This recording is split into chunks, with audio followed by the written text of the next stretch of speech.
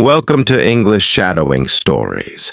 Today we will talk about Napoleon Bonaparte, one of the most courageous military commanders and the most powerful king in Europe. His life is full of victories, ambition, and controversy. Napoleon remains one of the most controversial figures in history. Some people praise him because of his genius in battle, his ability to lead, and his dreams for a stronger France. But others criticize him for his hunger for power and his role in wars that caused the deaths of millions of people. Some people thought he was so strict and ruthless that they even compared him to Hitler. But what is the real truth? Was he a hero or a villain? After hearing his story, tell me in the comments, was he a hero or a villain? Listen carefully because this story is going to be very informative. You will not only learn a lot about Napoleon, but you will also improve your listening skills while following his journey. So, let's dive right into his life. Napoleon Bonaparte was born on August 15, 1769, on the small island of Corsica. This island was part of France, but it had a unique culture and history. Napoleon came from a family that was not very rich. His father, Carlo Bonaparte, was a lawyer who had worked hard to make a living. He came from a noble family, but they were not wealthy. Napoleon's mother, Letizia Bonaparte, was strong and protective. She cared deeply about her children and made sure they were well educated. However, Napoleon did not have a good relationship with his father. Carlo was often away, and Napoleon felt that his father didn't show enough love or care. As a young boy, he was very close to his mother, who was always there for him.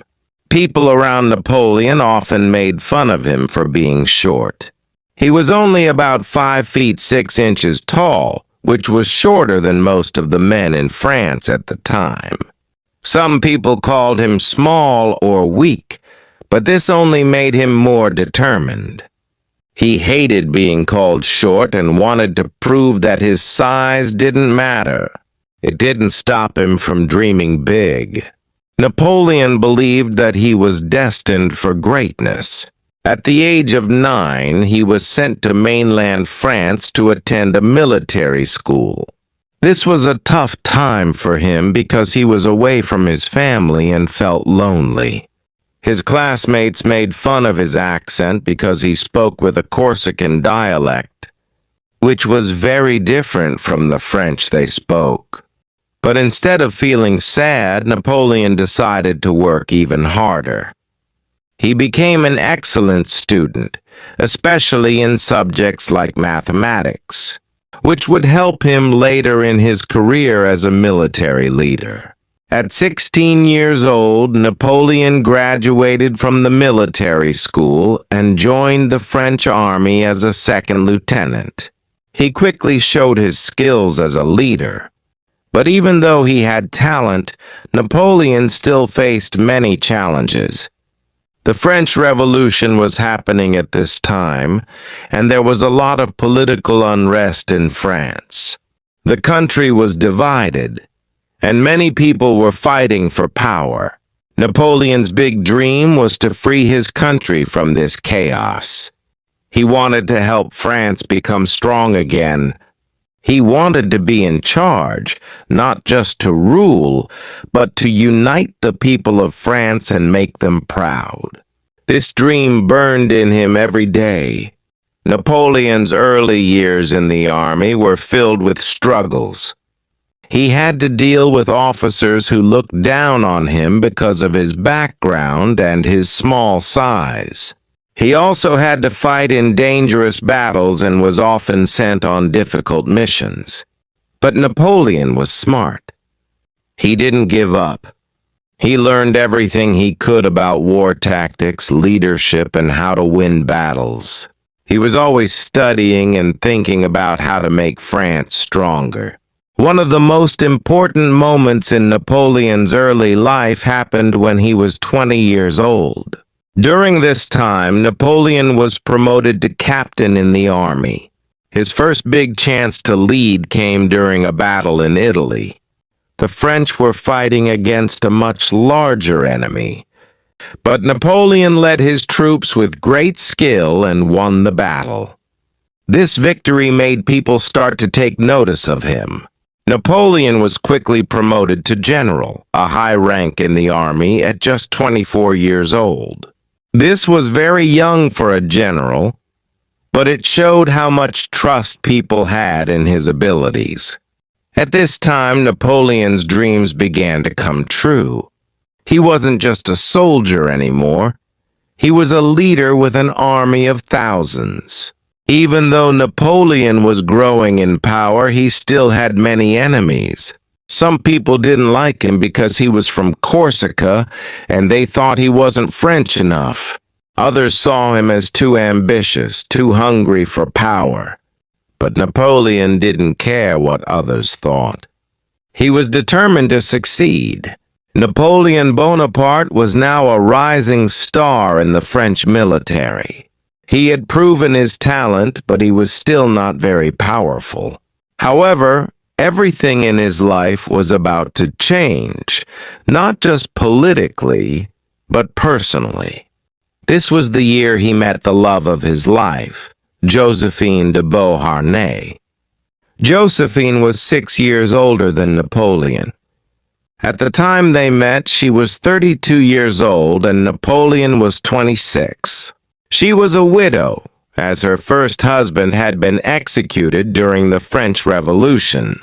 She had 2 children, and she was known for her beauty, charm, and elegance. Napoleon was completely captivated by her. Even though she was older, he didn't care. He fell deeply in love with her the moment he saw her.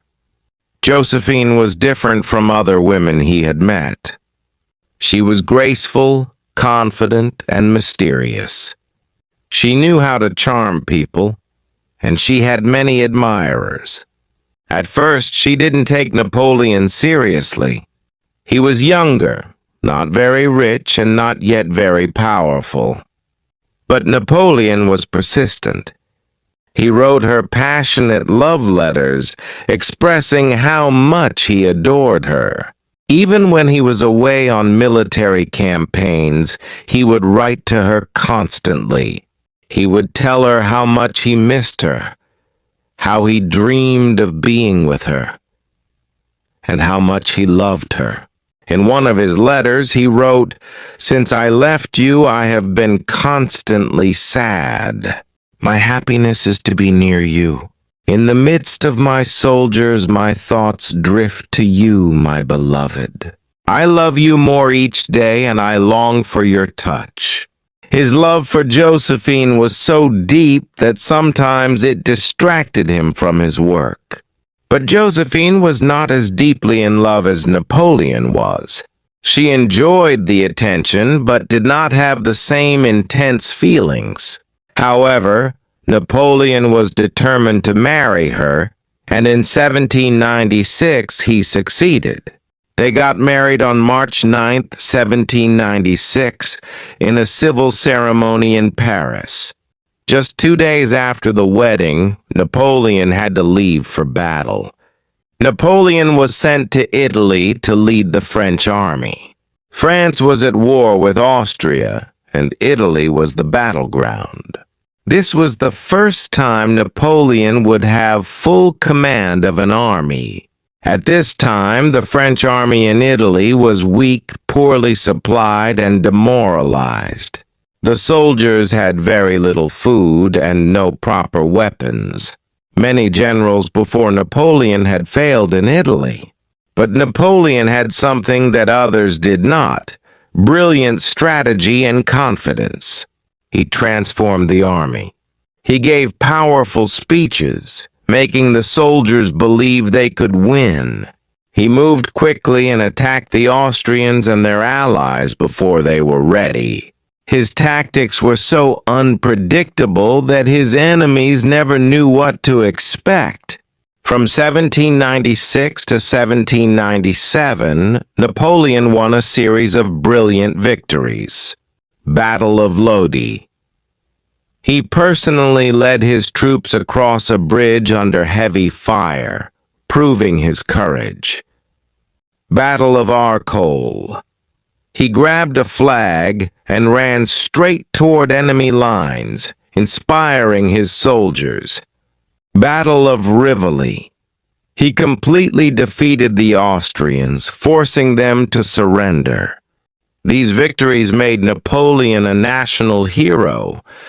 His soldiers adored him, and France now saw him as a true military genius.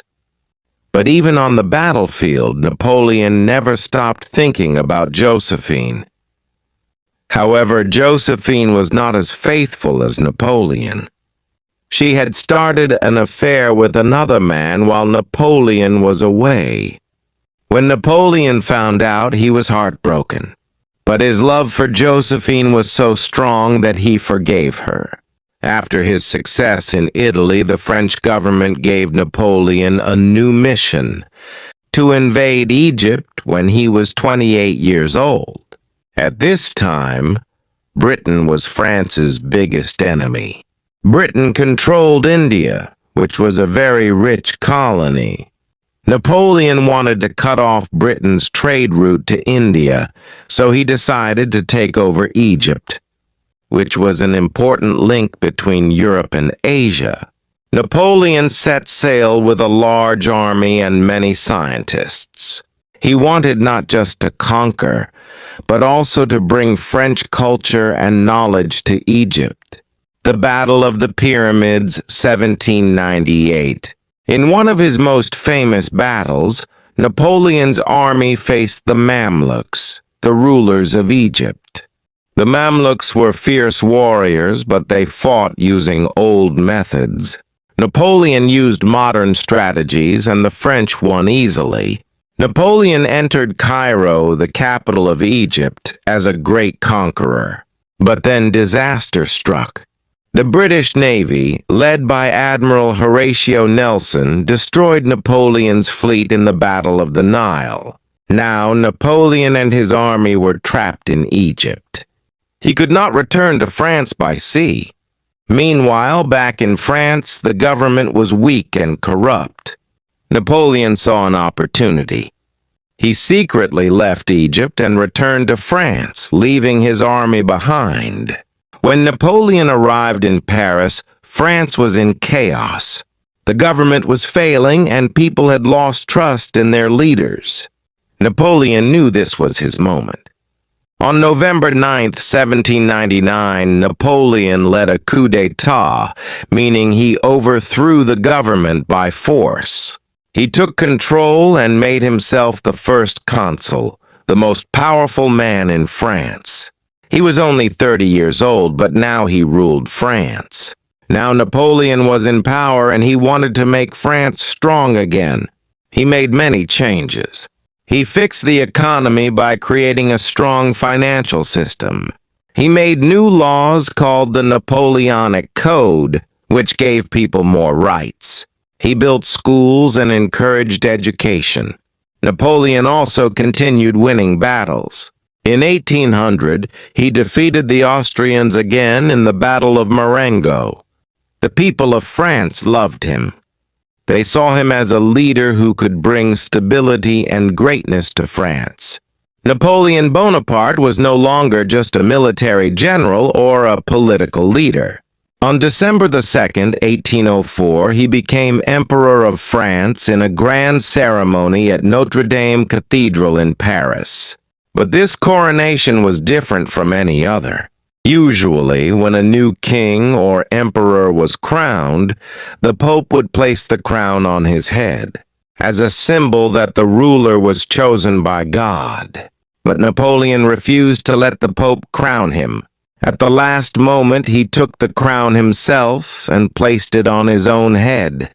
"I am not chosen by God or by any religious authority. I take my power with my own hands. I rule because of my own strength, not because of tradition. It was a bold move and it shocked many people.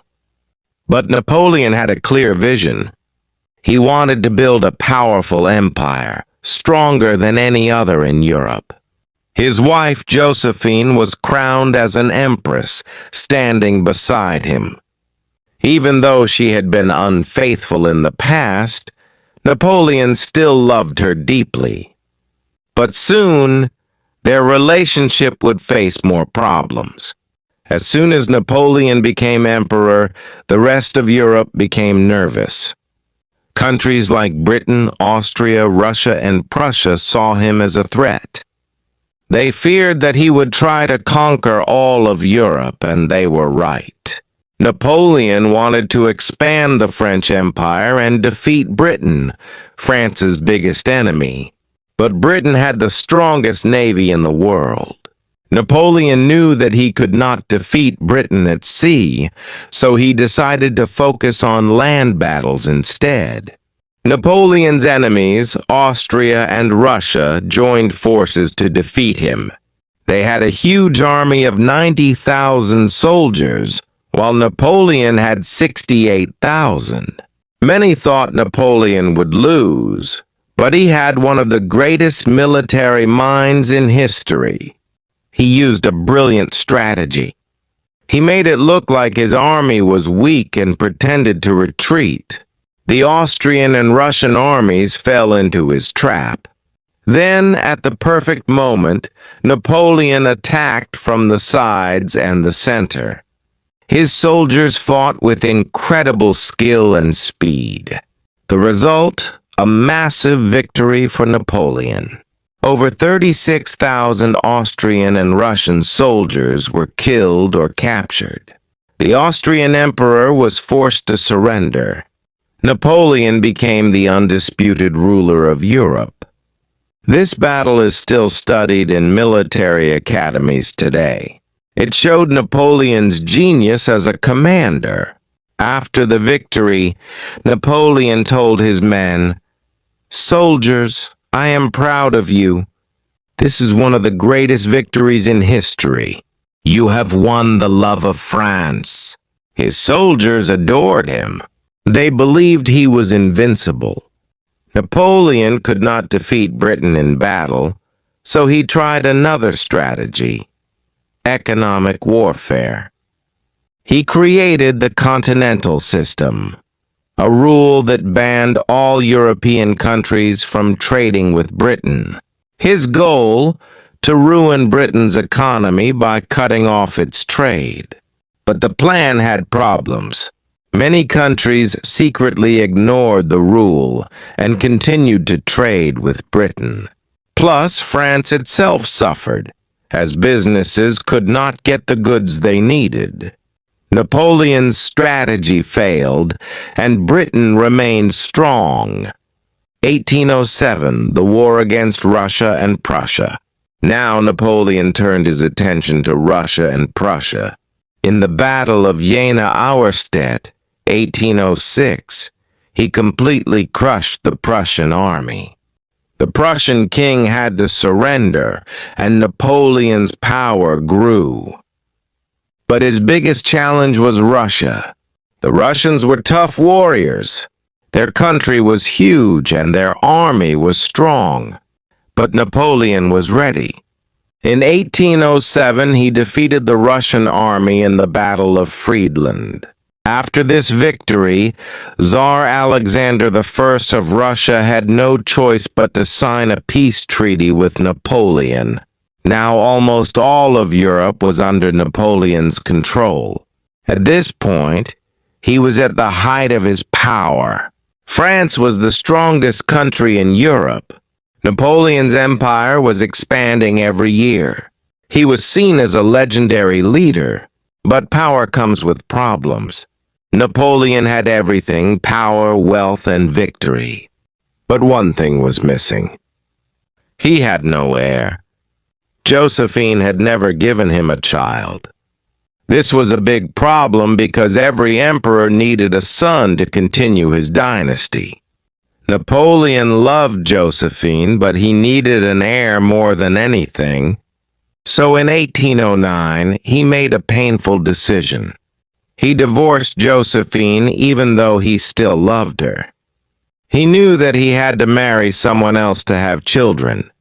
This was heartbreaking for both of them. When Josephine left the palace, she cried uncontrollably. Napoleon later said, "Josephine, you were the only woman I truly loved."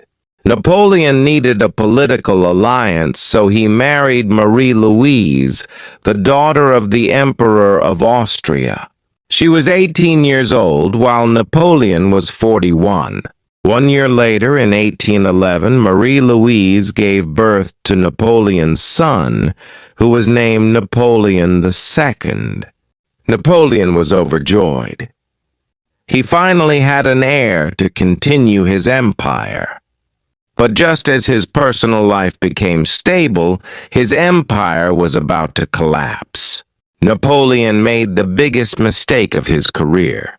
He invaded Russia.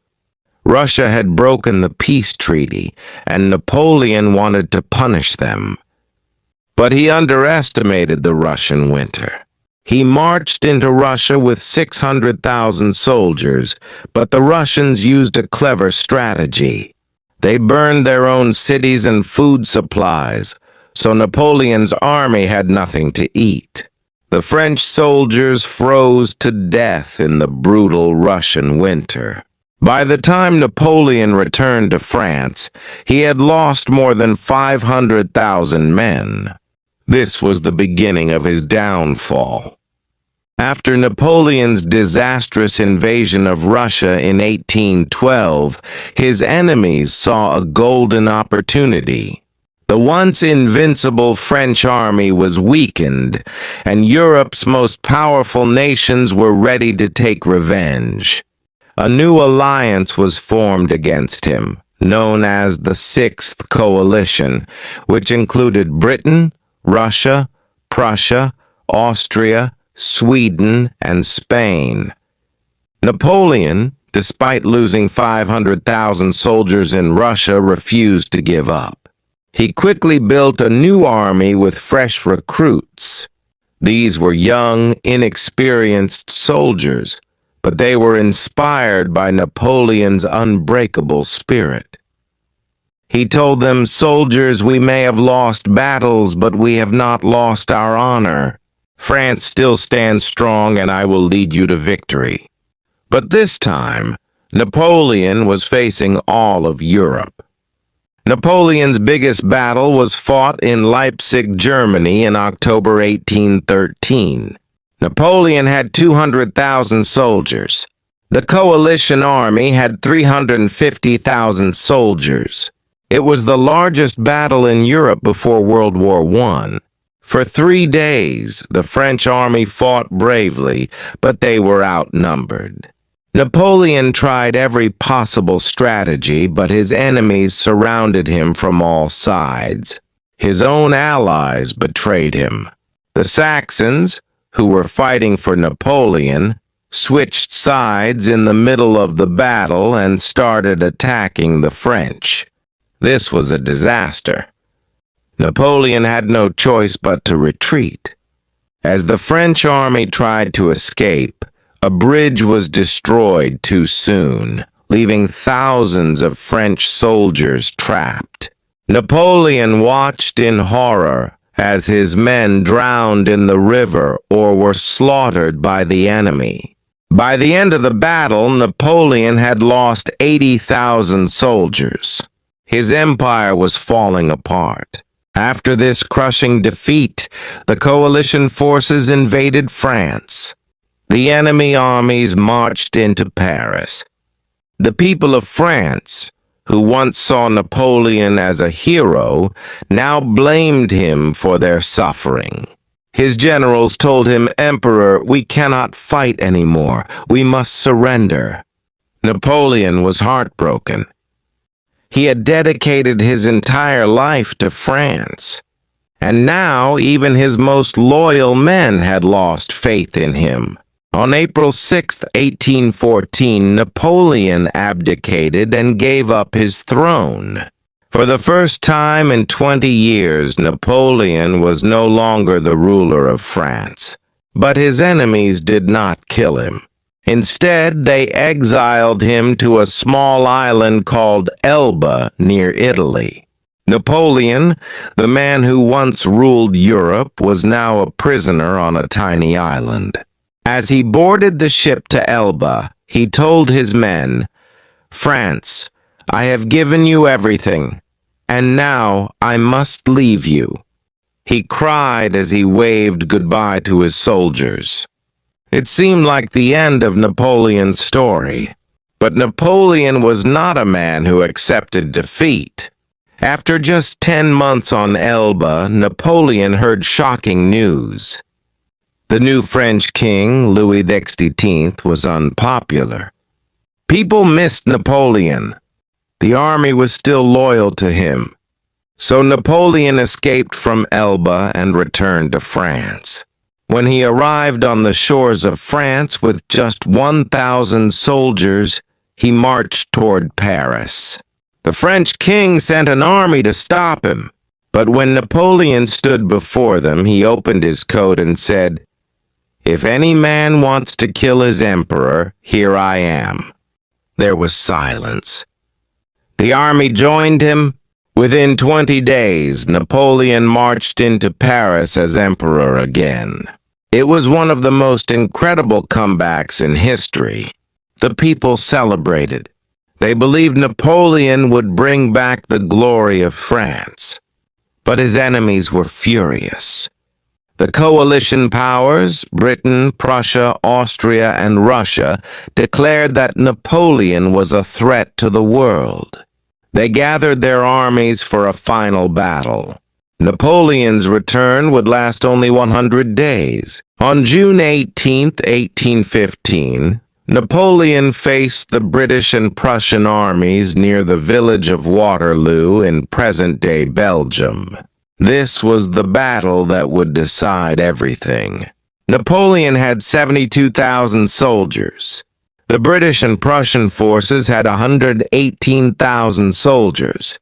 Napoleon had one last chance to defeat his enemies and reclaim Europe. At first, Napoleon's troops fought bravely and pushed back the British army. But then, disaster struck. A huge rainstorm turned the battlefield into mud. Napoleon's cannons got stuck, slowing down his attack. Then the Prussian army arrived and Napoleon's army was surrounded. The French fought until the very last moment, but by the evening it was clear. Napoleon had lost. His dreams of ruling Europe again were over. As his army collapsed, Napoleon rode away, knowing it was the end. After his defeat at Waterloo, Napoleon surrendered to the British. This time, they did not send him to a nearby island. They sent him far away to St. Helena, a remote island in the Atlantic Ocean. There was no escape this time. Napoleon spent 6 years on St. Helena. He had no army, no power, and no hope of returning. At first, he spent his time writing memoirs about his life. He wanted to tell the world his side of the story. He wrote about his victories, his love for France, and the mistakes he made. But as the years passed, his health started to decline. His body became weak. He suffered from constant stomach pain. His hair started falling out. He could no longer ride horses or walk for long. He spent most of his time sitting and thinking. One of his few joys was talking about his past. His followers on the island listened to his stories, amazed by the man who once ruled half of Europe. One day he looked out at the endless ocean and said, "I was born on an island, and I am dying on an island." Napoleon knew his time was ending. On the morning of May 5th, 1821, Napoleon could barely speak. His final words were, "France, Army, Head of the Army, Josephine." At 5:49 p.m., Napoleon Bonaparte died. The great emperor who once controlled Europe, who had fought against the world's greatest armies, now lay in a simple bed, thousands of miles away from his homeland. The British buried him on St. Helena under a simple tombstone. But before he died, Napoleon had told his close friends, "I wish to be buried in Paris, near the Seine, among the French people I loved so much." His wish would be fulfilled, but not yet. 19 years after his death in 1840, the French people demanded that Napoleon's body be brought back to France. King Louis Philippe of France sent a ship to St. Helena. When Napoleon's remains returned to Paris, thousands of people gathered to honor him. His coffin was placed on a golden carriage, and his body was carried through the streets. People wept and cheered his name, "Vive l'Empereur! Long live the Emperor!" Napoleon was finally buried at Les Invalides, a magnificent tomb in the heart of Paris where he still rests today. Even in death, Napoleon remained a legend. Napoleon's life was filled with great victories and great failures. But from his journey, we can learn some powerful lessons. 1. Dream big, start small. Napoleon was born on a small island, Corsica. People made fun of him, calling him short and weak. But he never let their words stop him. He once said, "The battlefield is a stage where the smallest man can become the greatest." No matter where you come from, your dreams can take you anywhere. 2. Hard work beats talent.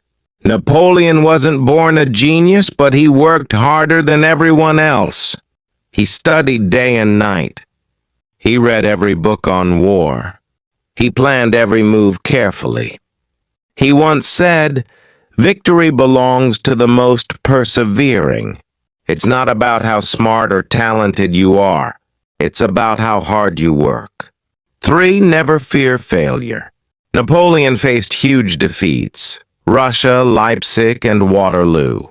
But every time he stood up again. Even after being exiled, he returned to France and ruled for 100 more days. He believed courage isn't having the strength to go on.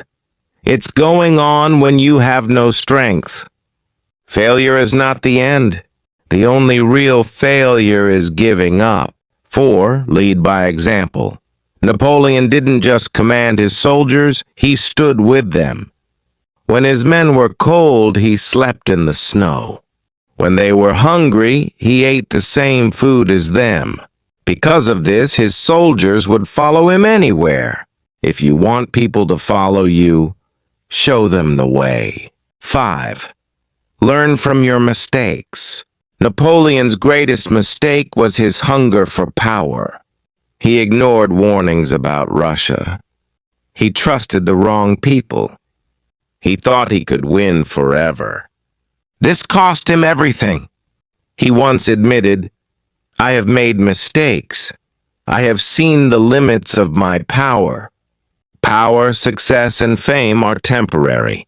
The real victory is knowing when to stop." Napoleon was a hero to someone and a villain to others. To France, he was a leader who gave them glory and power. To Europe, he was a threat who started endless war. But no matter what people think, his name still echoes through history. He changed laws, redefined warfare, and inspired millions. Even today, his tactics are studied in military schools around the world. He proved that one man with a vision can change the world. And now I ask you, was Napoleon a hero or a villain? Tell me in the comments.